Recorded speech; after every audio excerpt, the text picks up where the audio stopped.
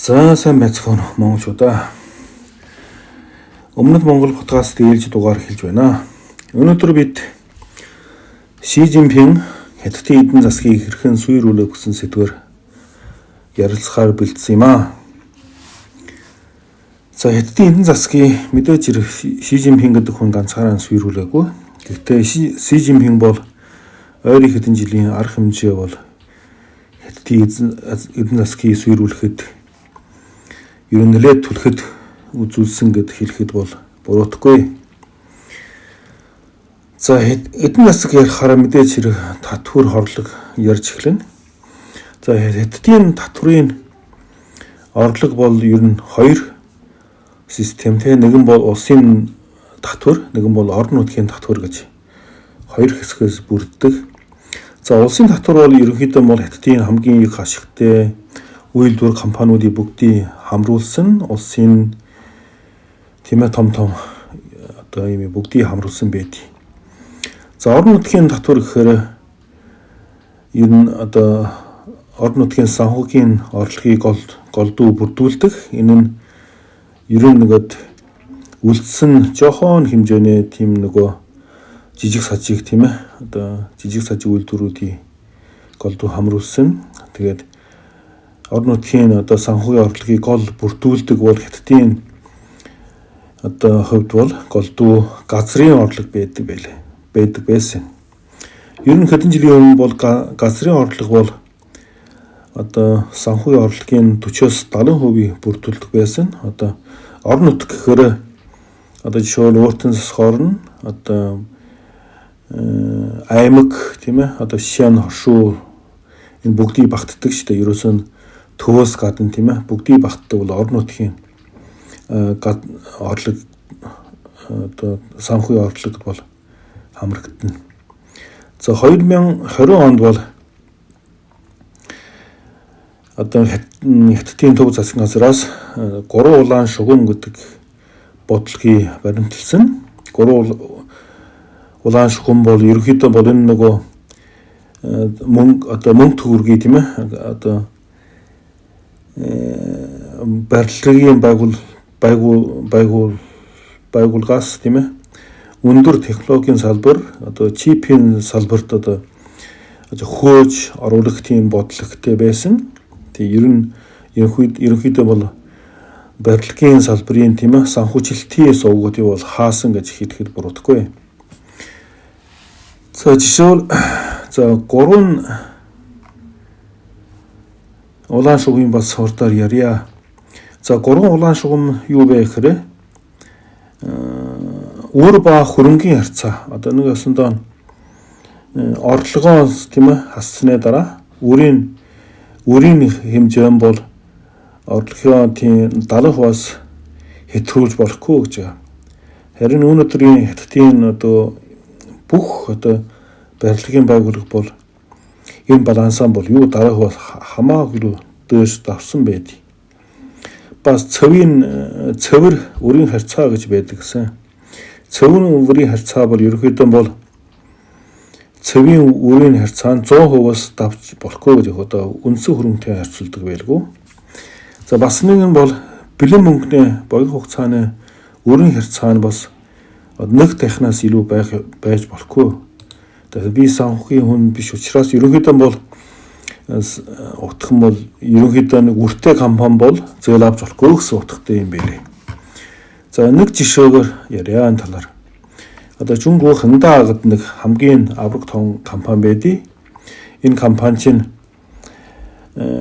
хувийн хөвшлийн компани гэдэг юм байлээ. 1996 онд Шижаин гэдэг хүн Шэнжин хотод байгуулсан. Энэ бол голдуу үйл хөдлөх хөрөн одоо барилга тийм ээ барилгын салбарыг голдуу эрхэлдэг. Түүний дараа машин одоо эрүүл мэнд аялал жуулчлал орон салбар руу орсон. Түүний хөрөнгөн бол Фучин магазин гэдэг тийм ээ дэлхийн 500 шилдэгт орсон байдаг. 2021 оноос хойш бол энэ нөгөө 3 улаан шугамаас энэ бодлогоос болоод өндөр үртэй энэ компани бол 2 их 80-ийн үртэй, 2 их 80 юанэ үртэй. 2 их 80 юан гэж чинь. Бас асар их мөнгө л да. Тийм. За энэ Hyundai компани бол тийм үүрийн дарамтанд орж одоо банкаас тийм ээ одоо санхүүжил авч чадах учраас олон мянган тийм барилга байгууламжаа дутуу барьсан. Тийм. 2024 он бол Гонконгийн хууль шүүхийн шийдвэрээр ер нь энэ компани бол одоо ер нь дампууруулсан. Тэгээ 2025 оноос бол ер нь зах зээлээс гарсан. Одоо хувьцааны зах зээлээс гарсан ийм компани байд. За энэ компани бол нөгөө Хятадд бол ер нь number 1 хувийн том компани байсан. Энэ 2016 онд бол тийм ээ одоо нөгөө Fortune Global 500 орж байсан. Бүр 2020 онд бол 152-т дэлхийд жагсаалтаар бол 152 дугаар байранд орсон тийм том авраг том компани. Гэхдээ энэний өрн бол 2.1 их 80 болсон. Одоо 2021 оны хувьд бол тэгээд ерөнхийдөө нийт өрн бол 2.4 их 80 юан. 2022 оны сүүлээр бол нийт хөрөнгө бол 1.8 одоо их 80 тийм ээ. Гэхдээ өрн бол тийм 2.4 тийм ээ их 80 хүртэй. Тэгээд ерөнхийдөө бол олон тийм ээ одоо хэдэн 8000 билүү хэдэн хэд болж байна. Ийм их өрттэй учраас тэгээд дампуурсан. Одоо дарган бас хүл хорионд орс баримтчилсан. Тэгээд энэ компани бол ер нь маш их одоо барилга хэдэн 100 мянган барилга одоо Хятадаар бол барьж байсан бол бас түүнээс гадна одоо шинэ энергийн машин одоо бас тэр салбар руу орсон. Одоо хамгийн Хятадаар нэртэй Hyundai-гийн хөл бөмбөг байдаг. Тийм. Бас санхүүгийн байгууллага, эрүүл мэнд, соёлын жуулчлал тийм ээ. Тийм. Хүнсний салбаруудад орсон. Ер нь 280 гаруй хотод тийм ээ 1300 гаруй тийм төсөлттэй байсан. Тийм. Оргил үедээ бол 140 мянган ажилчинтай. Тийм. Ерөнхийдөө бол энэ Hyundai-тэй хамаатай 2 сая 600 мянган ажлын байртай ер нь холбоотой байдаг. За энэ компани дампуурснараа тэгээд олон хүн бол 2-3 сая хүн бол ажилгүй болсон. За энэ хөл бөмбөгийн бас нэг санахшгүй. Hyundai хөл бөмбөг бол тийм ээ ер нь одоо мэрэгжлийн клуб. Тэгээд 2 удаа Азийн авраг болсон, 14 удаа Хятадын авраг болсон. Тэгээд дэлхийн хамгийн шилдэг тийм ээ дасгал журагчийн багтаа уурсан байсан. Түүнээс гадна одоо бүр гадаад дотоодын одоо дотоод гэхээр Хятад л та. Гадаад тийм ээ Бразил, Европоос маш олон одоо мэрэгжлийн тамирчин авчирсан. Жишээл энэ нөгөө дасгал журагчин бол цагтаа Италийн тийм ээ улсын одоо шигшээ багийн дасгал жуулагч байсан. Ер нь дэлхийн 2006 оны дэлхийн аваргийн дасгал жуулагч 81 сая 840 мянган юанаар жилийн цалинтай ажилласан байт юм билээ. Тэгээ бас нэг дасгал жуулагч Fabio Cannavaro гэдэг энэ бас тал хүн байгаа. 11 сая еврогийн сарын жилийн цалинтай. Тийм Marcello Pippi гэдэг ер нь хөл бөмбөг сонирхох хүн бол ер нь мэднэ. Энэ маш их алдартай дасгал жуулагч. Тэгээ жилдээ бас 10 сая еврогийн цалинтай. Тэгэд одоо нөгөө энэ 3 улаан шугамаас болоод маш олон одоо авраг том тийм ээ. Одоо Hyundai бол хамгийн том болохоос зөндөө одоо бийгүй юант юу гэдэг. Маш олон том тийм ээ. Олон сая хүний ажил олгосон. Олон сая орон сууцыг тийм ээ. Одоо ер нь тэгээ дутуу хайсан, дуусаагүй байдлууд үлдсэн байдаг. Тэгээ Хятад бол бас л нөгөө урьдчилсан төлбөртэй тийм үйлчлэгээ байдаг. Одоо юу гэсэн үг бэ гэхээр байр зөвхөн зураг харуулж байгаа тийм ээ. Одоо байраа авдаг штэ. Зураг харуулж байгаа байраа авдаг. Тэгээд урдаар мөнгөө төлдөг. Одоо урчилгаа эдгтээ 30% төлнө. Тэгээд сар болгоно одоо нөгөө одоо би 5 сая юанэ байр авлаа. Сар болгоно хэдэн одоо нэг 8,000 юан ч юм уу эсвэл 10,000 юан ч юм уу тийм сар болгоно одоо зээл одоо юу гэдэг Монголоор юу гэдэг вэ? Орон сууцны зээл нь хамрагддаг тийм ээ. Тэгэхээр сар болгон зээлэн төрнө. Гэхдээ байранд орохдоо байр бол ороогүй. Гэхдээ байр нь яг энэ компани дампуусан учраас нөгөө байр нь дутуу баригдаад хайсан. Тэгээд нөгөө чинь байрч байхгүй нөгөө урчилгаач мөнгө байхгүй бас сар болгон банкны одоо нэг өрөнд ордог.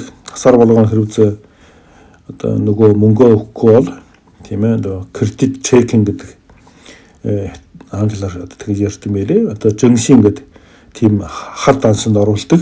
Тэгээ хар дансанд оруул тий одоо хурдан төмөр замаас сууж болохгүй зочид буудал бууж болохгүй хүүхдүүд нь сургуульд оруулахгүй гэдэг тийм нөгөө хар данс нэ байд юм билээ. Ер нь барилгын салбар бол энэ бодлогоос болоод ер нь маш олон хүний ажил болгосон маш олон мянга тийм ээ тийм барилгын дутуу бариад хайсан. Тэгээ ерөнхийдөө бол энэ барилгын салбарт бол энэ 51 сая гаруй хүн ажилладаг юм билээ. Дээр доод тийм ээ аж үйлдвэрийн сүлжээний дээр доод хэсгүүд нь бол бүр замбраа олон хүн сая ажилладаг. Тийм. Одоо нөгөө санхүү, барилгын материал, тийм ээ чимэг, барилгын чимэглэл, гэр авахын цахилгаан хэрэгсэл зэрэг тийм ээ. Бар олон 10 сая хүн ажилладаг. Тэгээд тэр чигээр энэ бодлогоос тийм ээ болоод одоо ажилгүй болсон. Тийм. Тэгээд түүнээс гадна одоо нөгөө барилгын салбар унсан учраас нөгөө орон нутгийн газрын наймаа бол тэгээд ер нь зогссон. Газрын наймаа зогсохоор орон нутгийн төсөв бол бүртгөө байсан. Тэгээ орон нутгийн жижиг сажиг одоо нөгөө одоо хотууд бол ер нь сангийн орлого бол ер нь бүгдээрээ дампуурсан. Одоо орон нутгийн хүмүүс бол албан хаагчныхаа цалин багш эмч нарын цалиныг бол тавьж чадахгүй болсон. Тэгээд зарим хотуудаар бол тэгэл нийтийн унаа бол зогссон байдаг. Тий. Түүнээс гадна хятад хүмүүсийн хөрөнгөний 70% нь тийм ээ одоо орон сууцад үл хөдлөх хөрөнгөнд байдаг учраас ер нь одоо юуси хөрөнгө нь ихээхэн одоо багассан тийм байд юм байна.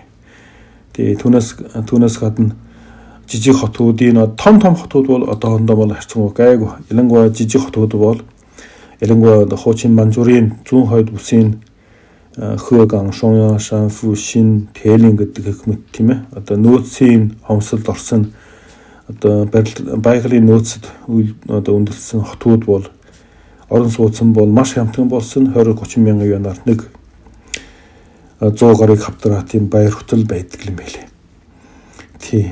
Эдийн засгийн өсөлт удааширсан энэ эдгээр хотод. Энэ эдгээр хотын хүн ам нь эрс хорогдож байгаа. Залуучууд нь бүгд урагшаа харьцангуй эдийн засагтай хот руу нүүсэн. Тий. Ер нь тэгээд хятад улс бол дефляц орсон гэж үздэг юм байлээ.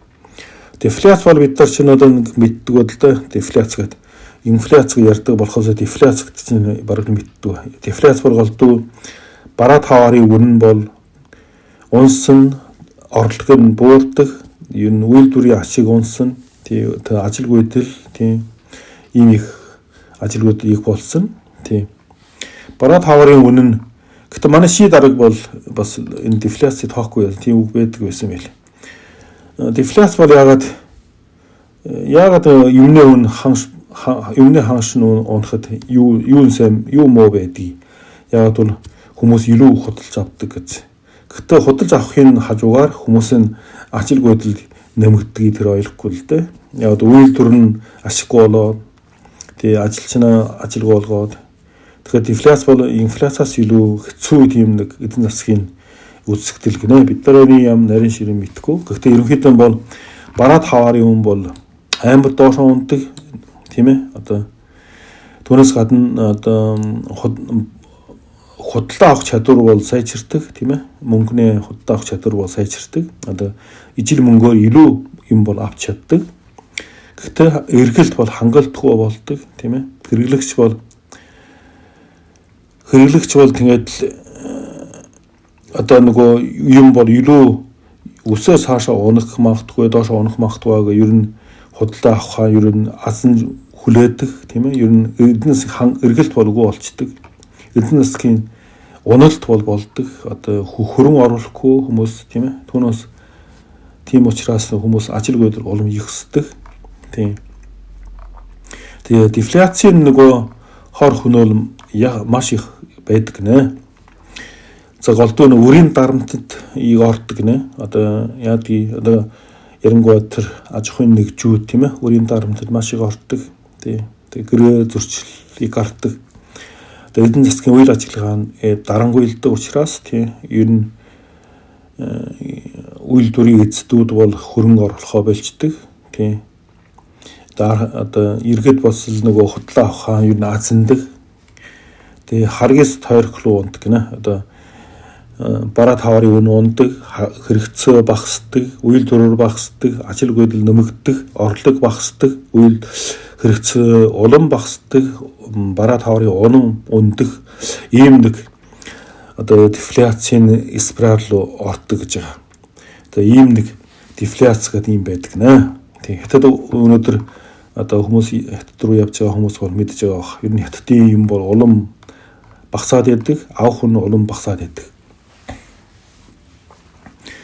За энэ хятад улс бол одоо өнөөдрийн эдийн засгийн бол одоо баян шинэлэг рүү орсон гэж тийм ээ. Энэ бол голдуу Дэн Сяопингийн бодлоготой шууд холбоотой. Дэн Сяопин бол 79 оноос хойш бол төрийн эрхэнд гараад ерөн бол зарим хүмүүс бол эхлээд баяжиг боломжийг олох ёстой гэдэг тийм ураа хаттай байсан. Түүнээс гадна Дэн Сяопингийн нэг ураа хүн болгон мэддэг. Хар муурч бай, цагаан муурч бай, хулган барьчил байвал тийм ээ сайн муур гэдэг зарчим байдаг. Энэ юу гэсэн үг бэ гэхээр социалист бай, капиталист бай тийм ээ.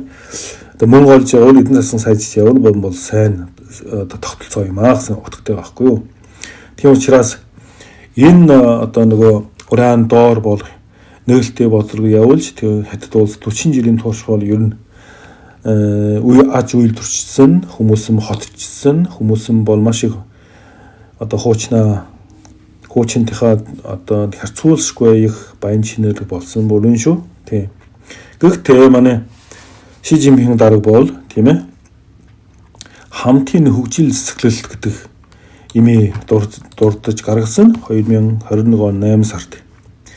За энэ нь одоо хамтын хөгжил зэсгэлэлт юу вэ гэхээр нэг осондоо хөрөнгөний тийм ээ одоо нөгөө харьцангуй тэгш байх ёстой гэсэн нэг осондоо хамтдаа зэрэг дэвшид зэрэг баяжийг суурай байна л да. Энэ нь бол голдуу 3 одоо хуваарлалтаар хэрэгжүүлэх ёстой гэж дурдж гаргасан. Тэгээ анхны хуваарлалтан бол тийм ээ одоо нэг хүмүүс бол цалин байна. Одоо жирийн ажилчин албан хаагч нь цалин байна тийм ээ. Үйлдвэрийн эзэд тийм ээ одоо компани эзэд бол ашиг байна тийм ээ. Эсвэл санхүүгийн хүмүүс бол хүү тавина. Эсвэл байрын төрөөс авна. Энэ бол анхны хөрөнгөний хуваарлалт гинэ. Энэ бол хаа сайгүй явах гэж байгаа. Хоёр дахь хуваарлалт бол одоо татвараар тийм ээ нийгмийн хамгаалтаар өшөө төвийн одоо шилжүүлгээр одоо явагддаг. Энэ нь бол голдуу татварын бодвол нийгмийн хамгаалтын эсвэл нөгөө одоо улсын татвар гэж ярьж орон нутгийн татвар хоёр байдаг шүү дээ. Улсын татвараар тийм ээ төвлөрснөө одоо ядуу зүдүү тийм үжид тийм санхүүгийн дэмжлэг үзүүлдэг ийм маягаар хоёр дахь хуваарлалт байдаг нэ. Гурав дахь хуваарлалт бол одоо сайн дурын одоо ёс зүй одоо буцал энэрэнгүй одоо үйлчлэгээ эсвэл нөгөө хандив тийм ээ ийм туслам сайн дурын ажлаар явагдах ёстой. Ийм нэг 3 дахь хуваалтад дурдж гаргасан. Энэ нь одоо цаана юу гэсэн үг бэ гэхээр одоо чадaltaй, чансаатай тийм санхүүгийн тийм компани үйлдвэрүүд бол илүү олсон мөнгө нийгэмдээ буцааж өгөө гэсэн ийм ураа байдаг байхгүй юу. Тэгээ үүний дагуу бол нөгөө Хятадын одоо том баячууд өндөр аваад тийм ээ буйны үйлсэд бол тийм ээ маш их мөнгө хандивсан. Жишээ Alibaba тэр жилдээ 21 онд бол 100 тэрбум юаны бол буйны үйлсэд хандивсан гэж амласан байсан. Одоо Pinduoduo ийм захын худалдааны тавцсан байдий. Одоо 2021 онд бол нэг 10 тэрбум юаны тийм ээ бас ийм худааж авахын салбарт хөрөн хайсан. Одоо WeChat Тэншин гэж хэлж байгаа. 50 тэрбум юаны тийм ээ хамтын хөгжил цэцгэлэг тусгай төсөөл өгөхийг гаргаж 50 тэрбум юаныг энэ төсөл рүү хөрөн оруулсан. За энэ одоо голдуу одоо манай Ши даргийн санаа бол баян хүн бол дэндүү баяжж болохгүй. Бас ядуу өнө харж болно гэсэн тийм санаа боловч цаанаа бол ерөөсөө энэ одоо нөгөө том компаниудыг бол энэ хазаарлах тийм бодлоготой байсан. Тийм. Одоо хувийн хөвшлийн аж ахуйн нэгжүүд бол өндөр аваад одоо жишээл Jack Ma тийм ээ одоо Mahua Тэншин Zhang Yiming чинь одоо монголчууд мэддэг нөгөө юм TikTok тийм ээ эдний боссууд бүгдээрээ өөл дараал нь пенс тэтгэврт гарсан байхгүй юу. Яг бэхрэ ер нь одоо эддэрий бол тэгээд одоо нөгөө үгэнд орохгүй одоо нэг басандаа нөгөө хулганд барьж чаддаг боловч үгэнд орохгүй бол эн чинь бол хэрэггүй болгоно. Тэгээд тийм болохоор үгэнд орохгүй хулганы бүгдийг алган гэсэн тийм зарчим бол манай Ши дарагт байсан. Тийм учраас нөгөө нөхдөвчийн бүгдээр нь айгаад ажлын ястаа өгөөд тэгээд ажил их болсон байдیں۔ Жишээл нөгөө Mai G-Tuan гэж Mai group одоо шоргоож group гэх юм уу да монголоор бол мөн чинь нөгөө хний Mai-ийн компани л да том group энэ нөгөө хувьцаагаа зах зээлд гаргасан чинь Шанхай, Гонконгийн биржийн жагсаалтаас ер нь зогсоосон. Тэгээ Mai-ийн бүр Jack Ma-гийн дуудсан ярилцлага авсан. Тий хоёр одоо энэ бас нөгөө энэ Zhifubao чинь одоо нөгөө банкны үйлчилгээ байна л да уурна. Жижиг зээл өгдөг банкны үйлчилгээ байд. Энэ компани бүгдийг базаад ер нь хөдөлгөөн болгосон. Энэ нь ямар шалтгаанаар бэ гэхээр хөрөнгөний замбраагүй тэрэлтийг зогсоох хөдөлгөөн гэх чиг өргөнүүлсэн байдаг. Тий. Одоо юу гэсэндээ энэ хувийн хөвшлийнхэн бол дэндүү хөгжсөн байдаг. Тийм учраас хөрөнгөний бол ер нь хазаардлах ёстой. Намын Ши даргийн гарт бол орох ёстой гэсэн одоо цаанаа бол тийм ээ. Одоо хэдий энэ олон хүний ажилтай болгож байгаа боловч олон хүний орлоготой болгож байгаа боловч хамаагүй одоо үгэнд орохгүй хяналтаас гарах магадaltaй учраас энэ хувийн хөвшлийг бол ер нь хазаарлаж эхэлсэн. DD-Chu шингээд ийм нэг бас нэг том компани байдаг. Одоо голдуу таксинэ тийм нэг одоо тавцсан гэх юм уу.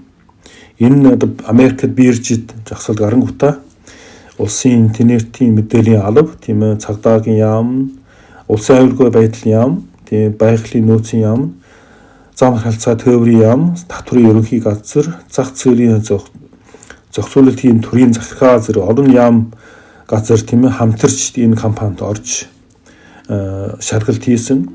Тэгээд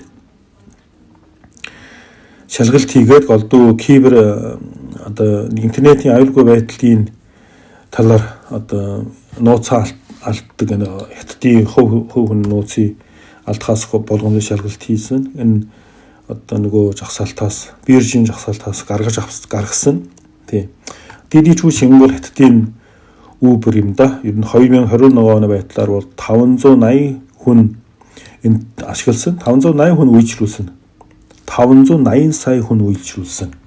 Дэлхийн хамгийн том ийм таксины юм том аялал жуулчлалын үйлчилгээний том тавцсан байдаг байхгүй юу. Тэгээ Хятад улсад 380 хотел салбартай бүр 1,800,000 жолооч нар нэгдсэн байдаг ийм том компани. Тэгээ энийг ингээд л батсан. Тий. Түүнээс гадна хамгийн том хүмүүсийн одоо санаанаас гарахгүй нэг нь сургалтын төвүүдий бол нэг өдөр нэг шөнө тийм байх болгосон. Сургалтын төв бол Хятад бол боловсрол сургалтын төвүүд бол ер нь 700,000 тийм салбар байдаг нь 10 сая хүн ажилтдаг одоо багш ажилчин байдаг юм бэлээ. Энэс нэг шөнө тийм ээ одоо хос бууруулгасан лозунгдор ямар лозунг байх хэрэг сурагчдын тийм ээ дарамтыг бууруулна, хичээлээс гадуур хичээлийн ачаалыг бууруулах гэсэн ийм нэг хос бууруулах бодлогоос тийм ээ одоо бүх сургалтын төвүүд нь хаалгаан барьсан. Энд 10 сая хүн ажилдаг. Тий энэ сургуулийн төв чинь Монгол шалгаагүй сургуулийн төв зөндөө явуулж байгаа. Тийм ээ энэ бол голдуу дунд баг сургуулийн хичээлээс гадуур хичээл тийм ээ нэмэлт багш авах тийм ээ энэ бол ихэнх хувь эзэлдэг. За түүнээс гадна урдлаг, спорт, програмчлал тийм ээ өөрөөр шинжлэх ухааны бусад одоо янз бүрийн сургалтууд тийм байдаг. Түүнээс гадна мэрэгжлийн ур чадварын сургалт тийм ээ жишээл нягтлан бодогч багшийн мэрэгжлийн гэрчлэгээ тийм ээ олгох тийм зарим мэрэгжил олгох онлайн боловсрол тийм ээ олон одоо 10 сая багш ажилтнтай энэ салбарыг нэг шөнө байхгүй болгосон. Тэгээд жишээл нөгөө хамгийн том Хятад нэртэй Шин Дүнфан гэсэн ийм том сургууль байдаг. Шин Дүнфан ба оргил цагдаа бол дараа одоо салбар сургуультай 800 гаруй сургуулийн төвтэй байсан. Ер нь ажилчин багш бол 100,000 хүнтэй байсан. Тэгээ түүний дотор 5,400 багш ажилтдаг байсан. Тэгээ жилийн орлого хэдэн 10 тэрбум юан байсан. Тэр нь хос бууруулах бодлогоос болоод Шин Дүнфангийн зах зээлийн үнэлгээ бол 90% унсан, орлого нь 80% буурсан. 60,000 ажилчин багшаа цомтгоосон. Тэгээ энэ боосон бол юмын хөнгөж бас Европсын тэнхэтээр байсан. Одоо ч байгаа л да. Энэ бол олон орлого байхгүй учраас багш нараа дагуулж тийм ээ одоо шууд лайв хийж тийм захим худалдааны ажилд орсон. Одоо хөдөө аж ахуйн бүтээгдэхүүн зардаг болсон. Одоо цагаан будаа, эрдэнэ шиш, жимс, өндөг юу гэдэг үхлийн хаврыг тий одоо нөгөө загас жарахаа сүү юм зардаг болсон байсан. Тий. Энэ нөгөө боловсролын төвүүд яг ингээд дараг байхгүй болгож байгаа юм гэхээр ерөөсөө ганц зорилготой. Яагаад вэ гэхээр боловсрол бол үзэл суртал тий. Одоо хувийн хөвшлүүд бол хүүхдүүдэд тийм ээ хүмүүст юу заахаа бол шийдэх ёсгүй. Тийм за нам засгаас үний шийдэх ёстой болохоос биш. Одоо боловсролын төвүүд бол шийдэх ёсгүй гэдэг зарчимлэр л энэ хаасан байлээ. Тий. Өшөө одоо тоглоомын салбарыг бас нэг шөнө дотор байхгүй болгосон. Одоо голдуу насан туршийн хүмүүсийг хамгаалах одоо нэрийдлэр тийм ээ бас л капиталын тийм их замраагүй төлөлтөөс урчилсан сэргийлэх тийм ээ контентын аюулгүй байдал үзэл суртал соёлын чиг баримжаа гэх мэт шалтгаанаар тийм ээ тоглоомын салбарыг нэг шөнө дотор бас л байхгүй болгосон. Тэгээд интернетийн олон компаниуд бол ер нь зав сурталчилгааны орлогогүй болсон. Тэгээ ер нь тэгээд шин тоглоом бол зөвшөөрөл авахд маш хэцүү болсон. Ер нь тэгээд Хятад бол бас үнэхээр хөгжих гол шалтгаан нь бол маш олон тийм ээ дэлхийн хэмжээний тийм том бизнес байсан. Бизнесмен байсандаа бас холбоотой байх. Джек Ма тийм ээ. Ба Liu Changdong чинь Jingdong компани. Энэ чинь дандаа Zhang Yiming чинь TikTok тийм ээ 2021 оны 5 сарын 20 тий түүсийн дараагаас нь татгалзсан. Jack Ma 2019 он 9 сарын 10-нд түүсийн даргаа хийхэ болсон. Ливчангдун 2022 он 4 сарын 7 Жингдун группийн тийм ээ дараагаас нь татгалзсан. Ерөнхийдөө бол ер нь 21-22 оноос хойш бол ер нь үйл төрийн эздүүд бол ер нь тэгээд нэг бол тийм ээ хавтгай хөвтөн бид хавтгай хөвтгийг ярьсан л да. Ярьж ясан нэг тусгай дугаар тийм ээ болсон. Эсвэл хоёр дахь нь бол одоо зүгтдэг одоо гадагшаа дөрвдөг болсон. Нэг бол гадагшаа хөрөнгө гаргаад зүгтэн, нэг бол хөрөнгө оруулахгүй зүгээр байгаагаараа одоо нэг өөрийгөө аргалаад байдаг. Ер нь хөрөнгө оруулахаа барьсан байлээ. Тийм учраас Сингапурын гэр бүлийн офис бол тийм маш их хөгжин цэцгэж байгаа. Ер нь очир маш ихтэй. Хятадын баячууд ихэнх нь Сингапур руу одоо хөрөнгөө нууж байгаа, одоо шилжүүлж байгаа.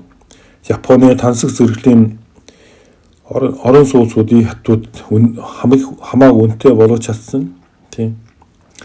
Ши Жинпинг дараагийн одоо гол санаа бол төрийн өмчид аж ахуйн нэгжүүдийг тийм ээ одоо ихэ хөгжүүлж хувийн аж ахуйн нэгжүүдийн ерөн багасгах тийм бодолтой байгаа. Гэхдээ хувийн хөгжлийн одоо компани аж үйлдвэрүүд бол хятадын татврын 50% бүрдүүлдэг. Тийм 70-аас дээш хувийн технологийн дэвшлийг бол хувийн хөгжлийнхэн хийдэг. 80-аас дээш хувийн ажлын байрыг бол хувийн хөгжлийнхэн бол хангаж өгдөг. Тийм одоо аж ахуйн нэгжийн тооны хувьд бол 90% эзэлдэг байхгүй юу? Маш их хувийн хөгжлийг бол шийд дарах таалахгүй учраас ер нь өнөөдөр бол ер нь хомигдож байгаа, бас багасж байгаа, гадагшаа зогтож нүүж байгаа. Жишээ Alibaba ганц компани бол 20,000 ажилчнаа цомтгол явуулсан. 20,000 Alibaba ажилчин дандаа эдгээр чинь маш өндөр орлоготой тийм ээ дээд давхархийн шахуу тийм орлоготой хүмүүс байдаг байхгүй юу? Шиндүнфан одоо сайн сургуулийн төв бол 60,000 хүний ажилгүй болгосон. Тийм. Ер нь хятадын эдийн засаг ойрын хугацаанд бол ер нь маш их бүрхэг харанхуй ирээдүйг харагдахгүй юм болж байгаа. Ер нь Ши Жинпингийн одоо тэртэлгийн доор бол ер нь цөхрөлд орсон, цөхрөлд автсан нэг үе бий болгосон. Тэгээ 70-аас 80-аад оны хүмүүс бол хэдий 80-аад он хэдий ядуу боловч хүмүүс бол ирээдүй бол гэгөөтэй харагддаг. Одооны залуучууд бол гаж өрсөлд маш ихтэй ажил болтгоо. Тийм учраас зарим ихэнх нь хавтгай хөвдчихдэг. Тэгээ энэ үеийн бол хамгийн их одоо зүдэрсэн их сургуульд сурах их зовсон тийм ээ давтлагыг авсан амс үл их сургуульд орлоо.